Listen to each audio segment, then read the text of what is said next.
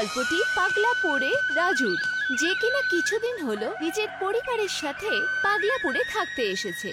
স্বভাবে সরল, পড়াশোনায় হুঁশিয়ার, খুশমেজাজ আর হাসি খুশি বাচ্চা রাজু শুধু নিজের বাড়িতেই নয়, স্কুলের সব শিক্ষকের প্রিয় ছিল আর পুরো স্কুলে প্রসিদ্ধ ছিল। সত্যি রাজুর মতো বুদ্ধিমান ছেলে এই গোটা স্কুলে কেউ নেই। রাজু, এইভাবেই পরিশ্রম করতে থেকো আর এগোতে থেকো, ঠিক আছে বাবা? ধন্যবাদ বলো রাজু। ধন্যবাদ টিচার। আজকে রাজু টিচার ওর অনেক প্রশংসা করেছে। আরে বাহ রাজু, এ তো খুবই ভালো খবর। এইটুকুই নয়, উনি এটাও বলেছেন পুরো স্কুলে রাজুর মতন এত ট্যালেন্টেড বাচ্চা আর কেউ নেই। তা তো ঠিক কথাই, আসলে ছেলেটাকে আর দেখতে হবে। কথাটা তো ঠিক ছিল। রাজুর স্বভাব আর গুণের কারণে শুধু শিক্ষকরাই নয়, বরঞ্চ অন্য বাচ্চারাও ওকে পছন্দ করত।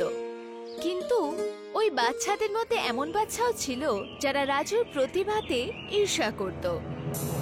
দেখছো বালা, এই রাজু একটু বেশি হিরো হচ্ছে, একে এখান থেকে তাড়াতাড়ি তাড়াতে হবে। ঠিকই বলেছিস তুই, ও আস্তে আস্তে বন্ধুদেরকে কেড়ে নিচ্ছে। না, হয়ে গেল গড়বড়। যেখানে একদিকে রাজু সবার মনে নিজের জায়গা তৈরি করছিল, আর অন্যদিকে এই শয়তান বাচ্চাদের দল ওকে স্কুল থেকে ভাগানোর ষড়যন্ত্র করছিল।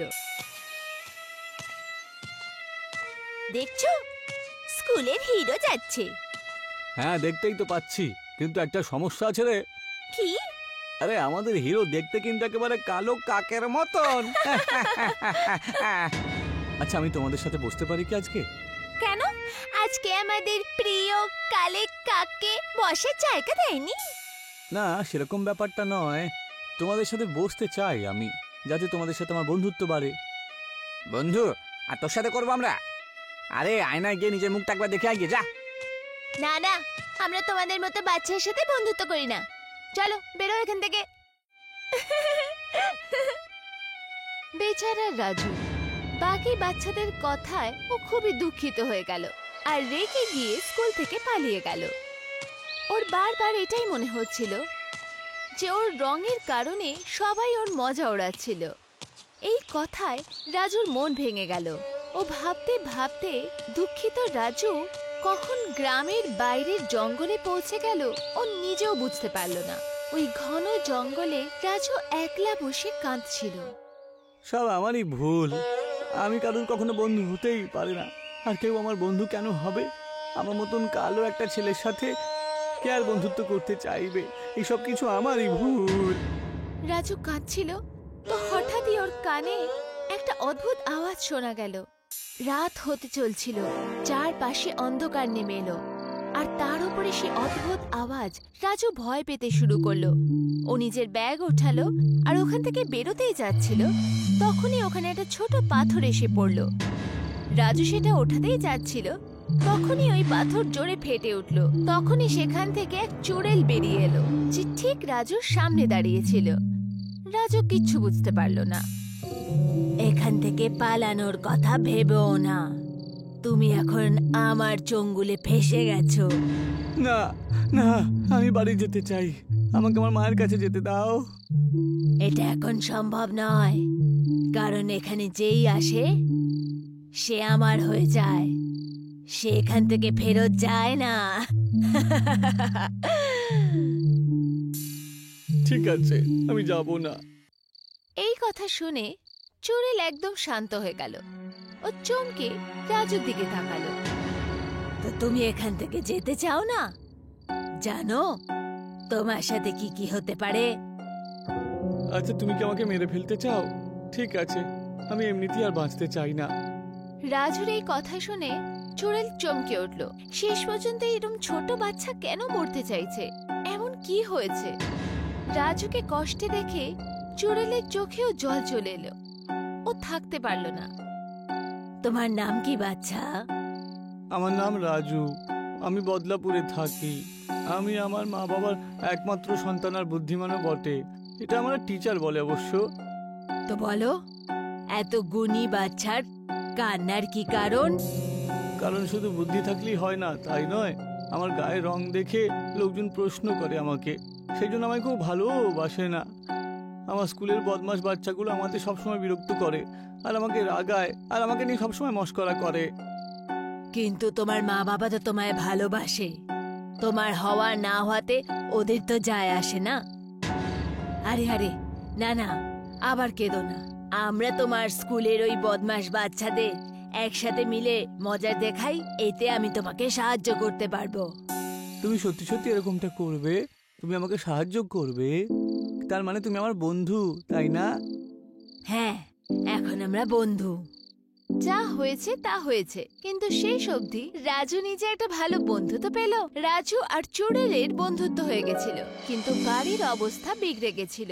রাজুর স্কুলে ওর মা জানতে পারলো যে রাজু স্কুলে ছিলই না, হয়তো ও স্কুল থেকে পালিয়ে গেছে। এই কারণে ওর ঘরের লোকেরা খুবই চিন্তিত ছিল। কোথায় চলে গেছে আমার রাজু? দেখো, তুমি বেশি চিন্তা করো না তো, ও এখানেই আশেপাশে কোথাও থাকবে, বুঝলে? তুমি চিন্তা করো না, আমি ওকে ঠিক খুঁজে বের করব। তুমি তাড়াতাড়ি রাজুকে আমার কাছে নিয়ে এসো, জানি না রাজু কোথায়। রাজুর বাবা ওকে খোঁজার জন্য বেরোচ্ছিলই, তখন রাজু সেখানে উপস্থিত হলো। মা! রাজু! মা! হঠাৎ রাজুকে সামনে দেখে পুরো পরিবার আনন্দ হয়ে গেল। রাজুকে গলায় জড়িয়ে মা শান্তি পেল। কিন্তু রাজুর এই ব্যবহার কারণ কি ছিল, ঘরের লোকদের মনে এটা প্রশ্ন থেকে গেল। যখন মা রাজুকে এর ব্যাপারে প্রশ্ন করলো, তো রাজু মিথ্যে কারণ দেখিয়ে কথাটা ঘুরিয়ে দিল। তারপর রাজু খাবার খেয়ে চুপচাপ শুয়ে পড়ল।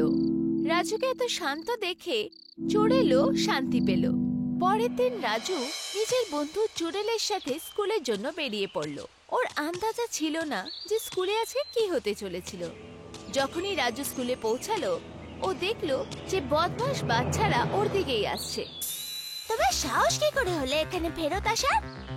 মনে হচ্ছে ও এইভাবে কথা শুনবে না, একে বরং আরেকটুখানি খেলা দেখাই। হ্যাঁ, ওরা দুজনে এক এক করে ওর দিকে আসছিল। তখনই কেউ চিকলির গালে জোরে একটা থাপ্পড় মারলো। তোমার সাহস কি করে হলো আমাকে থাপ্পড় মারার? কিন্তু আমি তো কিছু করিনি। হ্যাঁ চিকলি, ও তো ঠিক কথাই বলছে। ওর মধ্যে এত সাহস আছে নাকি? হ্যাঁ, তাহলে আমাকে থাপ্পড় কে মারলো? চিকলিকে থাপ্পড় কে মেরেছে এটার কোনো আন্দাজই ছিল না।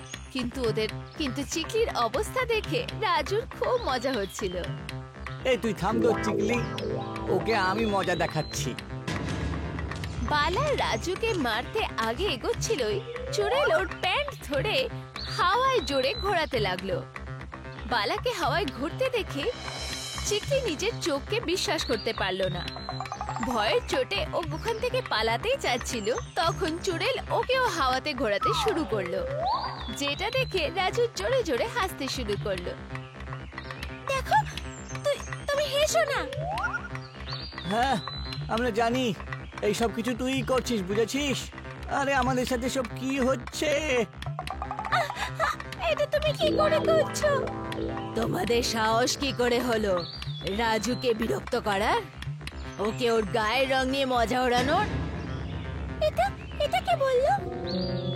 কে বলেছে এটা জরুরি নয়, কিন্তু যদি আজকের পর তোমরা রাজুকে কোনো কারণে বিরক্ত করো, ওকে ওর গায়ের রং নিয়ে ওর মজা ওড়াও, তোমাদের অবস্থা এর থেকেও খারাপ হবে, বুঝলে? আমরা বুঝে গেছি। চলো এবার তাড়াতাড়ি রাজুকে সবার সামনে ক্ষমা চাও। চুড়েলের ধমকিতে চিকলি আর বালা এত ভয় পেয়ে গেছিল যে ওরা পুরো ক্লাসরুমের সামনে নিজেদের ভুল মেনে নিল আর রাজুর কাছে ক্ষমা চাইল। এটা দেখে রাজু খুশি হয়ে গেল আর রাজু ওদের ক্ষমা করে দিল। এবার সময় ছিল চুড়েলকে বিদায় দেওয়ার। তার মানে তুমি সত্যি চলে যাচ্ছ? হ্যাঁ, যমরাজ আমাকে যে কাজ দিয়েছে খারাপ লোকেদের শেষ করা, সেটা তোমায় করতেই হবে। তারপর চুড়েল নিজের কাজে চলে গেল।